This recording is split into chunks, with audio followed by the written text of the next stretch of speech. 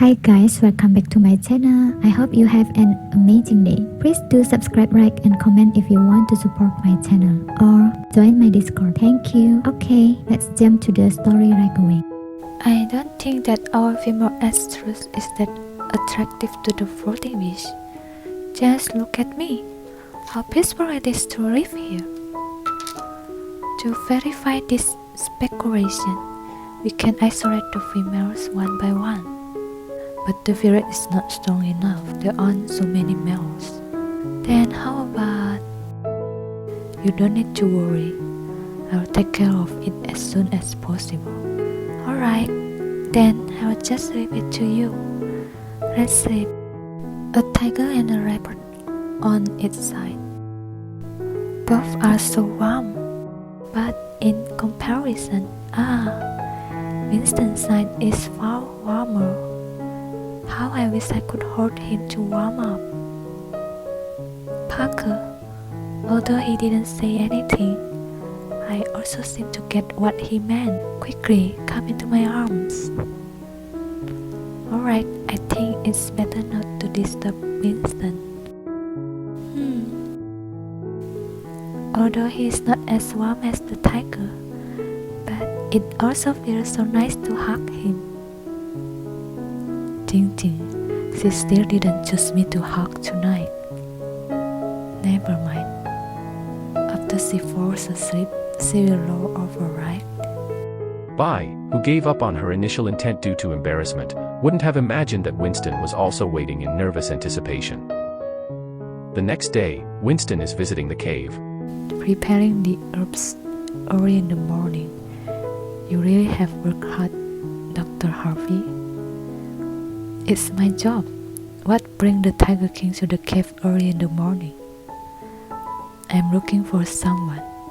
Oh. The man heads straight to the innermost corner for Rosa. Rosa, I have something to ask you. Are the floating beasts coming for you? Even though Rosa couldn't speak, he wants to give her an opportunity to clarify her position. If Rosa is just being used, I can still somewhat tolerate it and send her away according to the original plan. But if she is deliberately putting Ting Ting in danger, I will definitely make her suffer worse than that. Recalling our past bond, this is the last chance that I'm giving you. I'm now in the most intense period of my Esther cycle.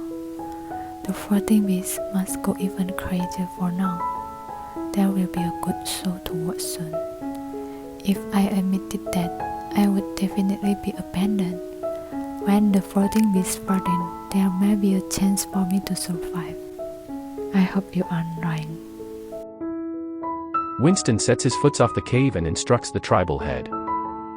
Send the females not in heat to the opposite mountain. Yes, I will arrange it right away. Harvey, you have the sharper sense of smell. Come and help me with something. Me? He takes Harvey to check on the floating beasts. How about these two mating floating beast carcasses? It's a disgusting stench. Don't you find the smell familiar? Suddenly, Harvey realizes of something. What? Wait, I remember now. Rosa gave off the exact same scent to the floating beast when she was in heat. It's just that there wasn't that stench of water accumulated over years. I had given you a chance, Rosa.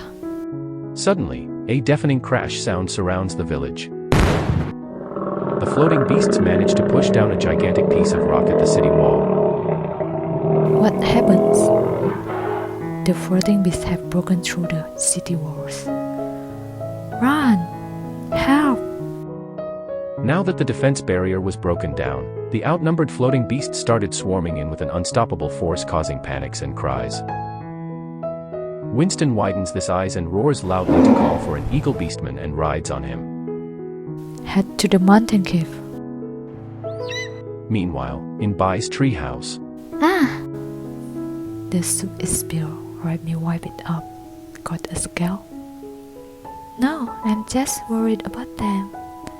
The sun was so strong just now. Did the city wall collapse?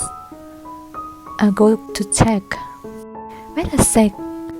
Curtis, why don't you go? Let Parker stay to protect me. I don't feel safe to leave your side. Then what to do? There are so many females there. Or Curtis, I'll just go with you. Nonsense. Parker and Curtis voiced their disagreement in unison. Curtis finally chooses to give up and listen to Bai. Forget it, I'll go. Just call for me if something happens to you. I'll come to you at any time. The scene jumps back to Winston that finally arrived at the cave. Rosa. He heads straight to Rosa again and tosses the part of the floating beast in front of her. Rosa is so scared to see the organ, the beam in her eyes changing into panic. Do you know what this is?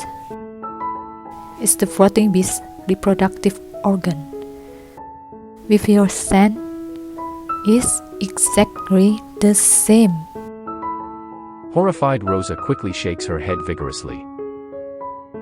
Rosa. Winston's face seems as if it has integrated into the darkness like Azura from hell. I had ever given you a chance. Rosa's end is coming.